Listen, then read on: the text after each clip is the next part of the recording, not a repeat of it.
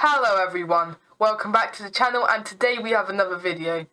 And this video is about the Blackburne Shilling Gambit, and it's a trick that can be played from Black's perspective here. So, the Blackburne Shilling Gambit comes from the Italian game, and this video is actually going to be in the Tricks and Traps playlist, and I will link that in the description box below. So the Italian game goes as e4, e5, which is the king's pawn opening, knight to f3, which is the king's and knight variation, knight to c6, and from here we have the lovely bishop to c4 move, which instantly activates the light square bishop. So, from here, to get to the Blackburne Shilling Gambit, you play this knight to d4 move. Now, in this position, this is actually an advantage for white. So white is instantly going to take this e5 pawn, because moving the knight simply leaves the pawn undefended and allows white to take. And if white goes for this, then they're simply fine for now. So they've been a bit greedy taking one pawn, and now we're going to have queen to g5. So attacking this knight. So in this position, you could play moves such as bishop takes on f7, which is actually the best move recommended by the engine. But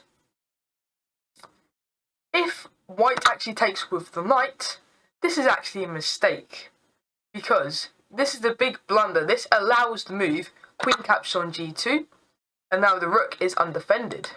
So you have to defend the rook with the king, so moving the rook to f1, and we get queen captures on e4 with check, and we have bishop to e2, because if you don't defend with the bishop, so say for an example, if you play queen to e2, which is actually the best move to play, you're actually still losing, but this avoids checkmate. So going back in the position, if they played bishop to e2, this is actually another blunder which leads to checkmate, and I will show you. It's not taking on e2, because simply this is going to involve captures, captures, captures, and captures, and although black is winning, they haven't gained anything out of this. So, going back in this position, if the move bishop to e2, we're not going to get queen capture on e2.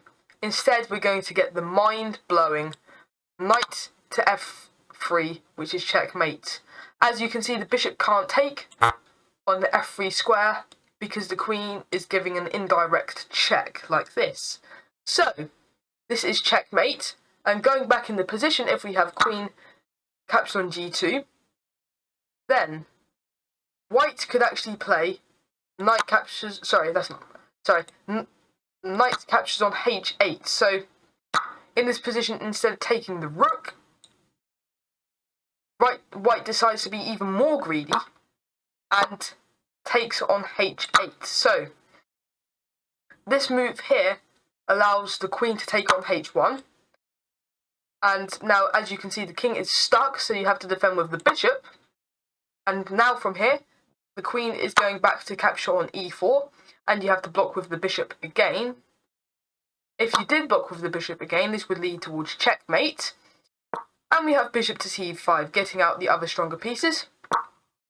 And if we have d3 attacking this queen, then we're going to get knight to f3 with check. You can't capture the knight because of the indirect check along this line. And we have king to f1 moving across the board. And we have queen to h4, threatening checkmate.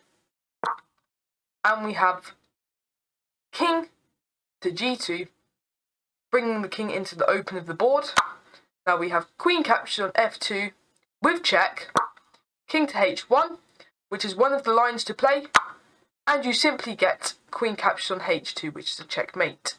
Going back in this position, if the king tries to escape up the board, then you're going to get a discovery check. So I'll give you a couple of seconds to work this checkmate out.